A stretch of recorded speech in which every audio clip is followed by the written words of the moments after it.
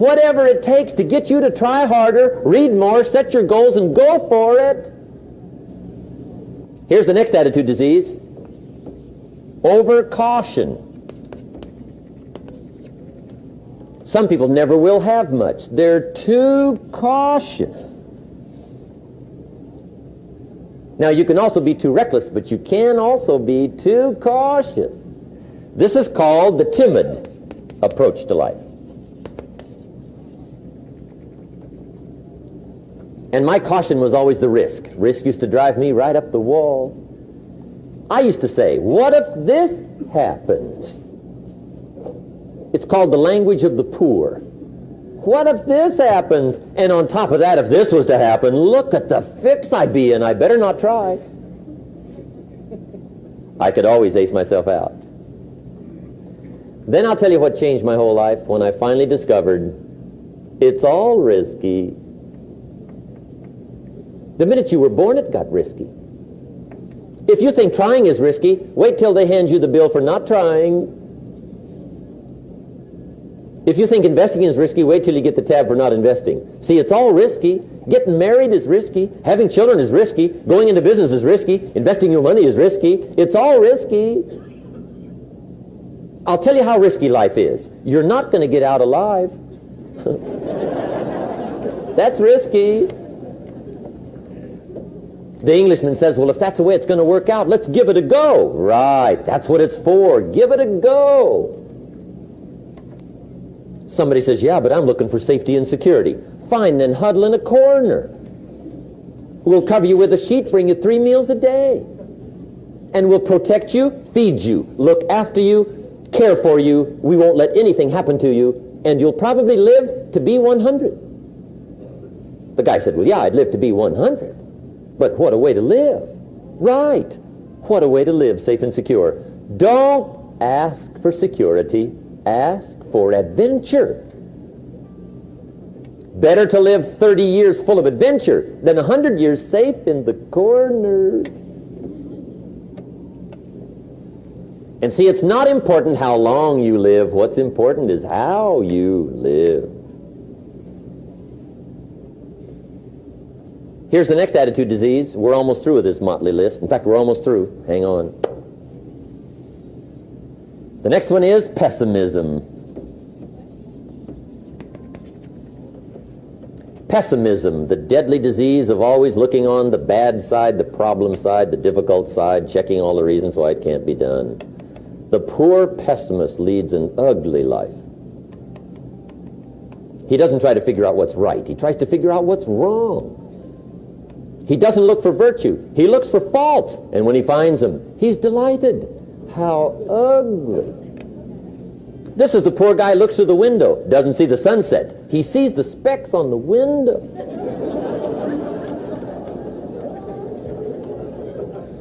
And this is the poor guy, right, who rushes up, takes such leave of his senses. This guy rushes up and he says, I've got 5 good reasons why it won't work. He's so dumb he doesn't know all he needs 1. He's got 5.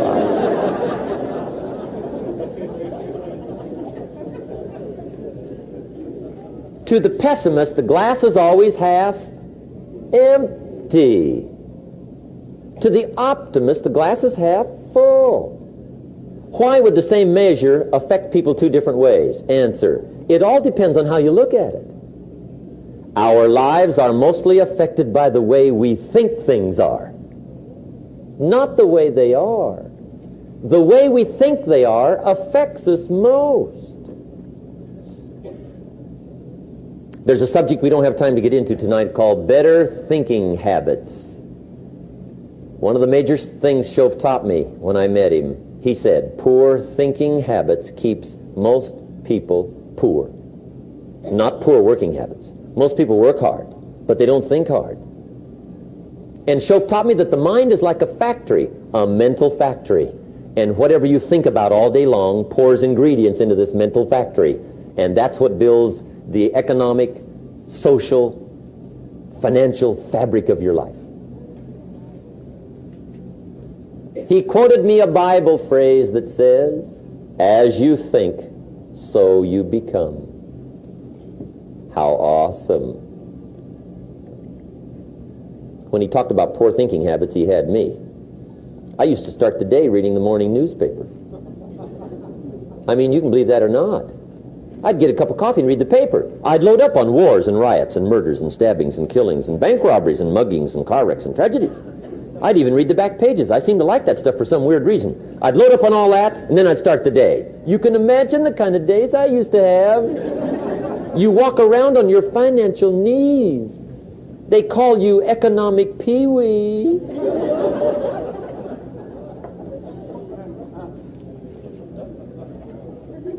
The guy says, I want to be a great leader. Wonderful. The first thing we do is follow him to his house. When we get there, we walk in and check his library, number one. Somebody says, well, why check his library? The reason is because what a man reads pours massive ingredients into his mental factory, and the fabric of his life is built from those ingredients. You would not believe what some people have got in their house to read. You would not believe. One of the best dressed up words I know for a lot of it is trash. Can you imagine dumping a barrel of trash into this mental factory every day and coming out with a rich, dynamic, positive life? It can't be done. You might as well try making a cake with cement. The kids back in Danbury, Connecticut, high school, they're asking me questions one day. I'm talking to the kids. Kids got good questions these days. One of them said to me, Mr. Rohn, how do you build the good life? I said, it's simple. It's not easy, but it's simple. Here's how you build anything. Select the right ingredients, keep out the wrong ingredients, and it starts with thought. Everything starts with thought. So you must be wise and careful what you think about, because that starts everything. You got to be wise and careful. I asked the kids, what would happen if somebody dropped sugar in my coffee? They said, well, you'd be okay. I said, what if somebody dropped strychnine in my coffee?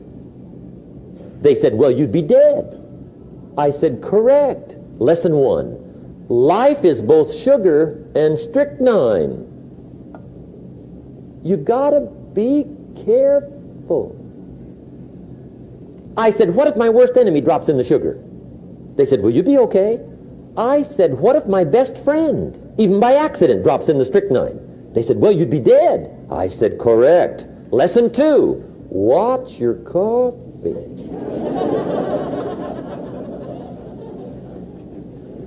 You got to be careful. See, it doesn't matter who hands you the bad stuff. It doesn't matter where you get the bad stuff. It'll still do its damage on your bank account, wherever you get it. Mr. Schoaf gave me one of the greatest phrases when I first met him, when he said, Jim, every day stand guard at the door of your mind.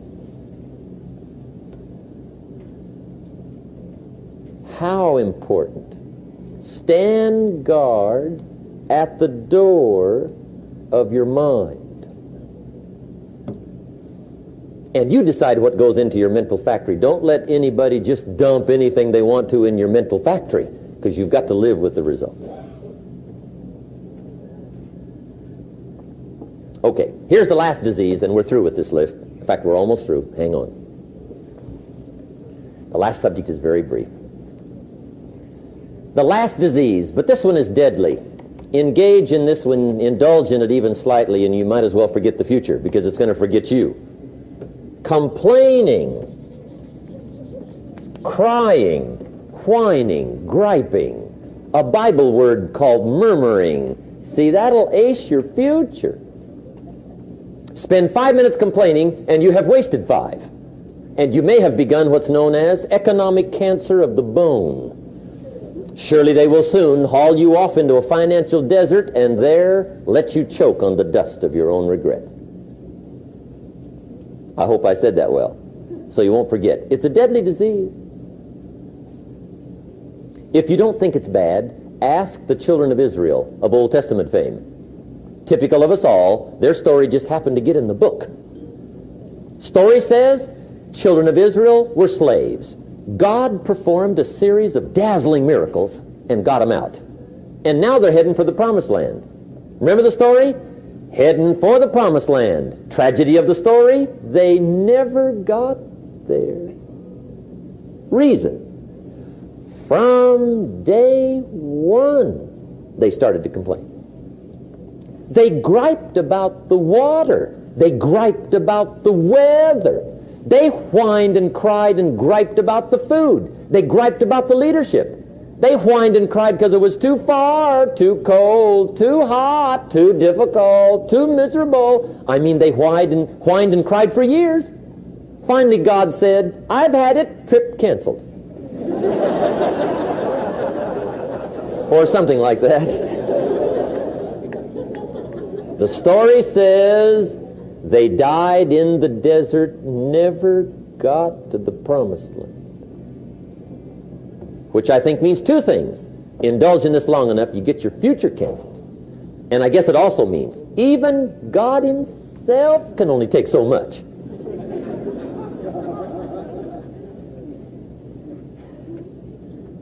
Okay. Just be on the lookout of the things that can destroy all the good you start. The war is on. And this evening, tomorrow, mentally, personally, socially, economically, you got to make sure you're winning the war. And this is part of it.